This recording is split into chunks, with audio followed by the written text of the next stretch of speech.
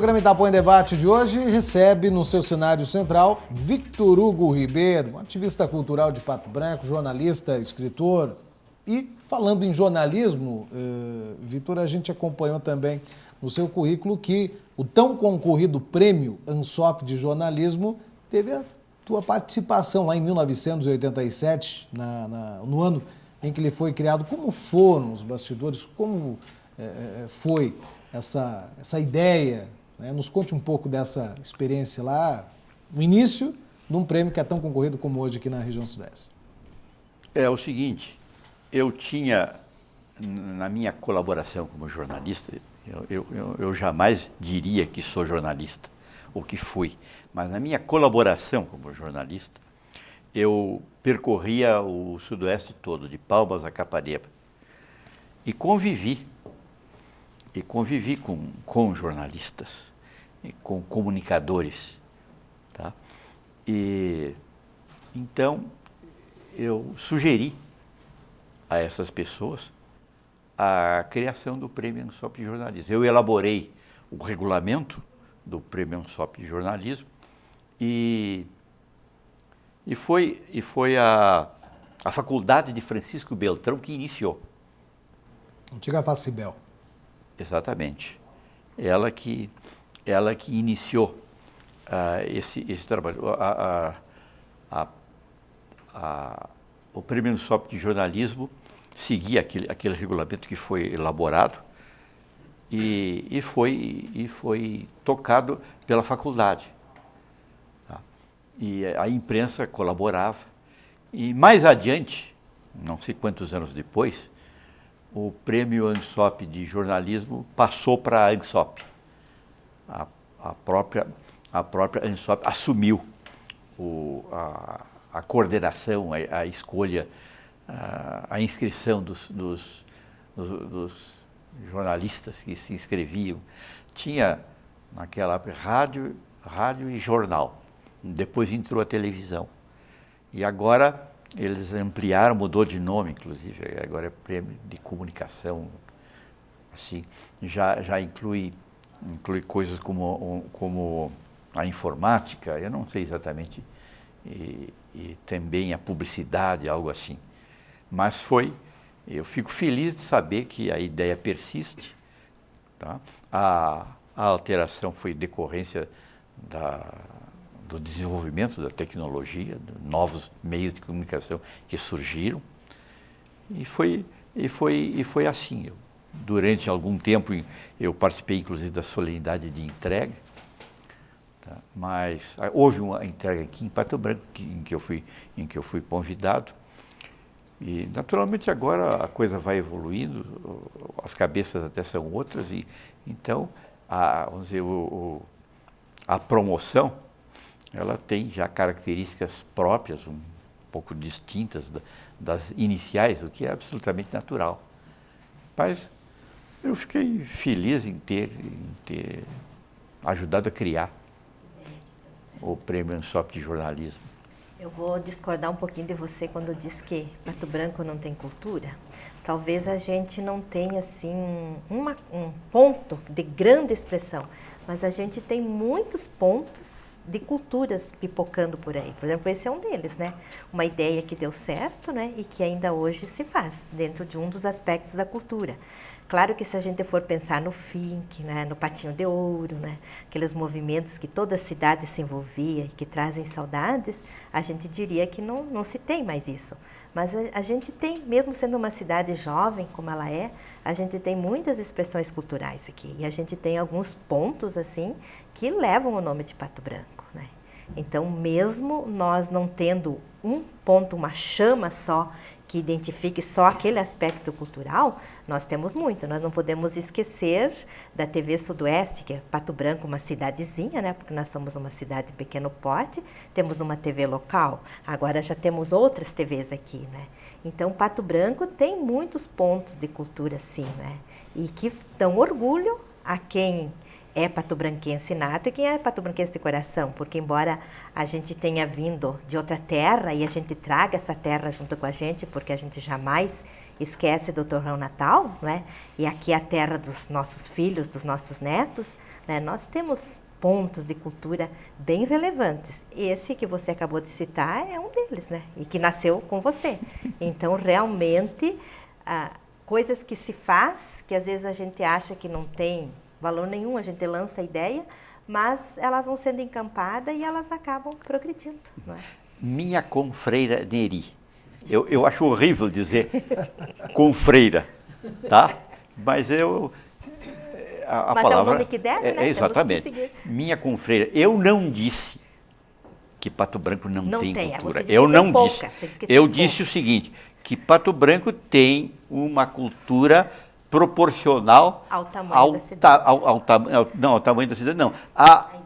A idade, ao tempo de existência da cidade. A cidade, emancipada há 50 e poucos anos, não teve tempo ainda de criar, se tornar um centro cultural.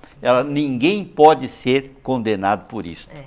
Tá? Não é crítica, não é condenação a ninguém. É a realidade. É a realidade nossa. É a realidade. Nós temos que, para que haja aqui um círculo, não se pode comparar, por exemplo, com Londrina, com Maringá, com Ponta Grossa, com Santa Maria, com Pelotas, com Passo Fundo, mas nós estamos caminhando neste sentido.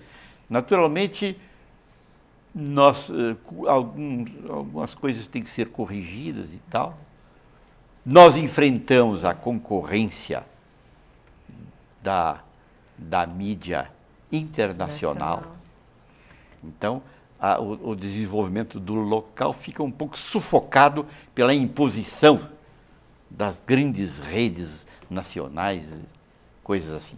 E até porque muitas das pessoas, até intelectuais que encabeçam, né, movimentos ou entidades ou instituições, tem certos momentos que teria que ser relevante a cultura da nossa cidade, a história de Pato Branco, as pessoas que fizeram esse Pato Branco, porque Pato Branco, apesar de ser jovem e pequeno, ela tem uma história muito rica e uma história diferenciada, porque embora seja a história do próprio Brasil, a história da própria região, ela é própria daqui. E as próprias pessoas, eu sinto assim muitas vezes, até não sei se é por medo, por ignorância, ou até por certo preconceito, né, procuram relevar internacional, nacional, né, outros setores, e deixando de lado aquilo que é nosso. Foi o caboclo que fez, mas o caboclo tem uma cultura muito rica, né? E faz parte da nossa história. Foram os italianos. Eu conheço a sua posição sobre o assunto. Essa você já conhece, porque Nós sempre temos debato, tido uns pegas na Academia de isso, Letras. E eu sempre digo conheço e que louvo. a nossa cultura tem que ser local, porque a gente não consegue amar aquilo que a gente não conhece. E se a gente ocupa uma posição, um cargo, a gente tem obrigação de trazer essa história, né? Para que outros também absorvam isso e saboreiem essa história local, que é muito bonita. Eu não concordo muito com a sua posição, mas lhe dou todo o direito de defendê-la. Tá? Nós estamos agora iniciando há pouco tempo uma feirinha na praça, que também é um sonho muito antigo teu e que nós também batalhamos juntos desde a primeira também, né? E que é uma expressão cultural. Que sempre pela nossa cultura, procurando colocar os nossos trabalhos artesanais da região.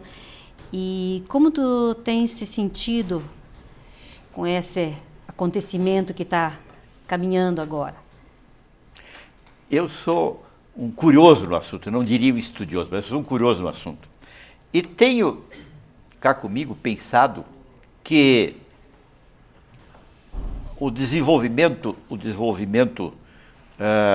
do artesanato, não falo da arte, o desenvolvimento do artesanato está intimamente ligado ao turismo. É difícil vender artesanato, produtos de artesanato, numa região onde não há turistas. Então, esse obstáculo a feirinha enfrenta. Como enfrentaram tentativas anteriores. Eu mesmo participei de um movimento, há uns 10 ou mais 15 anos atrás, defendendo a instalação da uma feira de artesanato na praça. Então aconteceram Bem esporádicas. 1, 2, 3, depois, como não havia compradores, eles desanimaram e a coisa se esgotou. Então eu tenho ido lá na feirinha e dito àquelas senhoras que estão ali vendendo seus produtos de artesanato, não desistam, pode não vir um grande número de compradores, mas é preciso criar o hábito. Então, continue. E mesmo que não vendam, vocês vão conversando, vão trocando ideias, vão aprendendo, mas alguma coisa sempre se vende.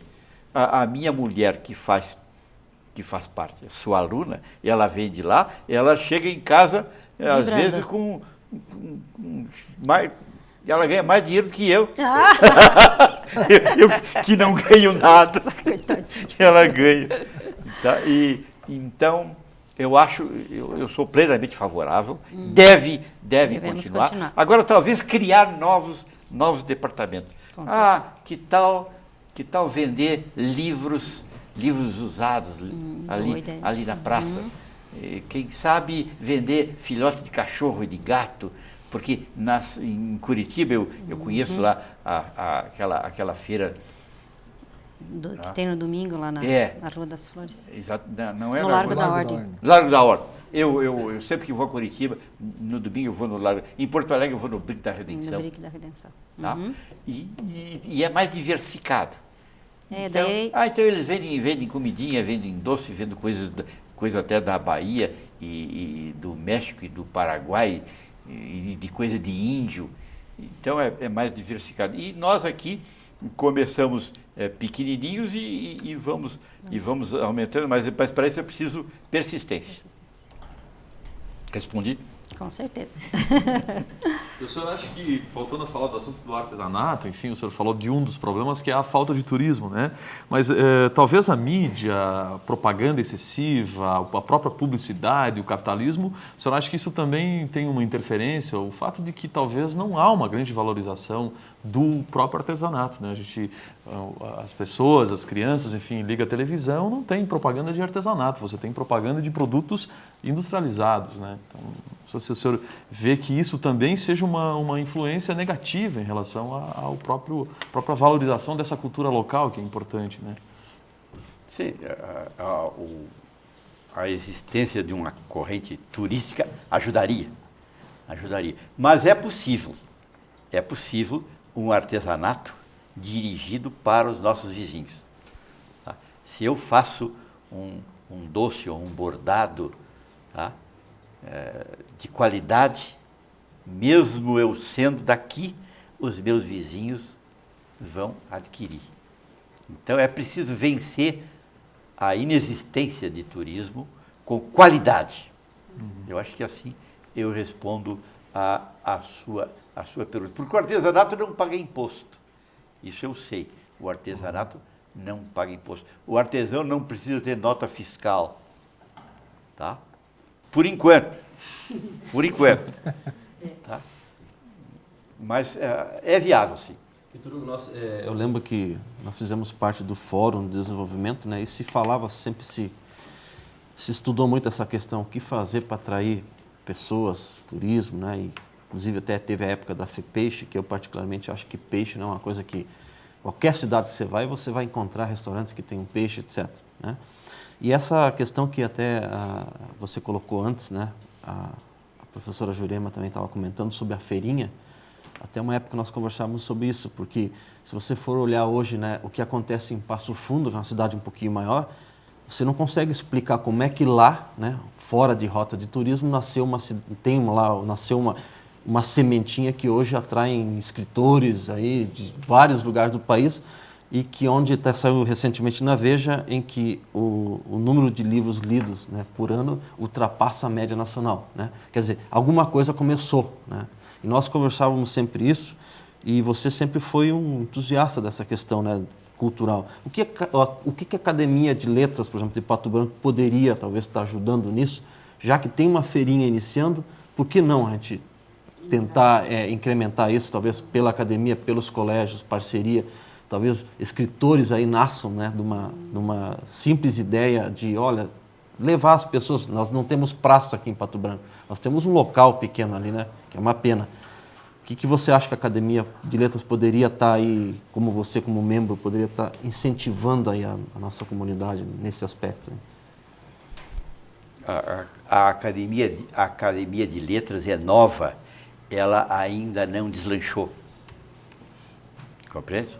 Ela se reúne regularmente, uma vez por mês, tá? E ela tem um futuro, ela deverá desenvolver-se mais e colaborar com outras manifestações culturais, além da literatura e das artes plásticas, que ela já cuida, colabora, inclusive, com escolas de outros municípios, daqui de Pato Branco, de Coronel Vivida, tá? Mas não pode ser assim, de uma hora para outra. É preciso tempo, é preciso ir fomentando aquilo. A academia tem academia, tem inclusive na cidade, ligado à prefeitura, o Conselho Municipal de Cultura. Tá? Da qual eu acho que nós, os três, Jurema, tá? E Neri fazem parte também. A gente vai lá, esse Conselho Municipal está um pouco prejudicado, porque a presidente teve problemas de saúde e está se recuperando. Então, mas a Academia de Letras e Artes de Pato Branco, ela tem um compromisso com a cultura. E cultura não é apenas literatura, não é a poesia, a prosa e o verso. A literatura tem várias manifestações e uma delas seria o artesanato. Seria o artesanato. Agora, não se pode também querer que uma entidade, assim, de repente passe a resolver investir, o problema, né? A resolver. Ela pode colaborar, mas tem que haver o interesse maior deve ser dos artesãos. Tá? O interesse maior é dos artesãos. Então, só deixa eu complementar outra ideia aqui. Você muitas vezes nos comenta, né, no dia a dia nosso, que você foi em determinado evento, por exemplo, num festival de corais ou num recital que teve recentemente, e você nos comenta assim que as pessoas, mesmo sendo franco, não vão.